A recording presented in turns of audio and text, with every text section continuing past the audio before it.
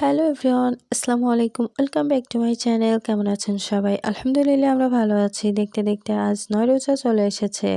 ইফতারির জন্য আজ আমি আপনাদেরকে ডেজার্ট আইটেমের রেসিপি তৈরি করে দেখাবো। এই গরমে কলিজা ঠান্ডা করা সাবুদানা ও ফল দিয়ে তৈরি ভীষণ মজাদার এই ডেজার্টটি।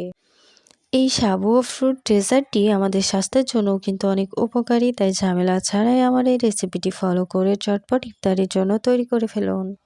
তো চলেন দেখা যাক। এখানে আমি ১ কাপের মতো সাবু নিয়ে নিয়েছি। আর এই সাবুটা আমি ১০ মিনিটের মতো পানিতে ভিজিয়ে রাখবো। আমি সাবুগুলাকে মাত্রই ভিজিয়েছি আর এগুলা কিন্তু ছোট, ছোট দানায় আছে। ১০ মিনিট পর আমি দেখাচ্ছি। এই দেখেন সাবুগুলা কত সুন্দর ভিজে গেছে আর ফুলে উঠেছে। আর এখানে আমি ডেজার্টটি বানানোর জন্যে ফলগুলাকে ভালোভাবে লবণ পানিতে ধুয়ে নিবো। আর এই ফলগুলাকে ভালোভাবে লবণ পানিতে ধুয়ে নেওয়ার পর আমি ফলগুলাকে ছোট, ছোট টুকরা করে কেটে নিব। আমি এখানে ফলগুলাকে ভালোভাবে ধুয়ে নিয়েছি। আর এই তো এখন আমার ফলগুলাকে ছোট, ছোট টুকরা করে কেটে নেওয়া হয়ে গেছে। এখন আমি সাবুগুলাকে সিদ্ধ করার জন্য চুলায় একটি পয়েন বসিয়ে দিয়েছি আর এখানে পর্যাপ্ত পরিমাণে পানি দিয়ে দিচ্ছি।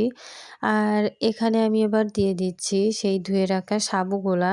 আমি ১ কাপ পরিমাণ সাবু ভিজিয়ে রেখেছিলাম আর ভিজিয়ে সেদ্ধ করার পর কিন্তু সাবুটা পরিমাণে অনেক হয়ে গেছিল। আর আমি কিন্তু মিডিয়াম আঁচে সাবুটাকে সিদ্ধ করে নিচ্ছি। আমার কিন্তু সাবুটা সিদ্ধ হতে ৫ মিনিটও টাইম লাগেনি। এই দেখেন আস্তে, আস্তে কিন্তু সাবুটা আমার প্রায় সিদ্ধ হয়ে আসছে। এই সাবুটাকে কিন্তু অনবরত নাড়তে হবে, না হলে কিন্তু নিচে থেকে পুড়ে যাবে। আর এবার আমি এভাবে সাবুদানাগুলোকে ছেঁকে নিব আর ঠান্ডা পানি দিয়ে এগুলাকে ভালো করে ধুয়ে রাখবো। তো আমার সাবুটা রেডি হয়ে গেছে। এটাকে আমি সাইডে রেখে এবার চুলায় একটি প্যান বসিয়ে তাতে আমি ১ লিটার মতো দুধ দিয়ে দিয়েছি। এবার এই দুধটাকে ভালোভাবে জাল দিয়ে ডেজার্টের জন্য মালাই তৈরি করে নিব। আর আমি এখানে দিয়ে দিচ্ছি পরিমাণ মতো চিনি আর সামান্য লবণ। আর এবার দিয়ে দিব সিদ্ধ করে রাখা ওই সাবুদানাগুলা। আর সাবুদানাগুলা দুধে দেওয়ার পর ভালোভাবে নাড়াচাড়া করে দুধের সাথে মিশিয়ে দিবেন, না হলে কিন্তু দলা বেঁধে থাকবে।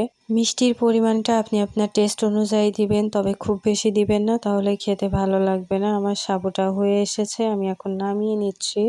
যেহেতু সাবুগুলা আগে সিদ্ধ করে রাখা ছিল, তাই এখন বেশি জালের প্রয়োজন নেই। এবার আমি সাবুটা নামিয়ে একটু ঠান্ডা করার পর কেটে রাখা ফলগুলাকে দিয়ে সাজিয়ে নিচ্ছি।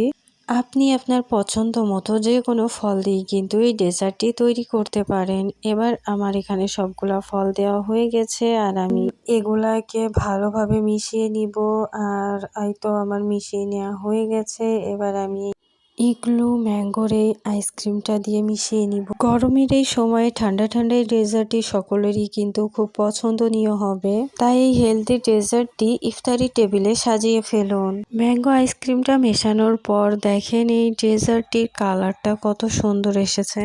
আমার এই রেসিপিটি ফলো করে যে কেউ কিন্তু খুব সহজে সাবু ও ফলের এই ডেজার্টটি তৈরি করে নিতে পারবে, তাই আমার রেসিপিটি ফলো করুন। ইফতারি বা সন্ধ্যার নাস্তায় ঝটপট তৈরি করে ফেলুন।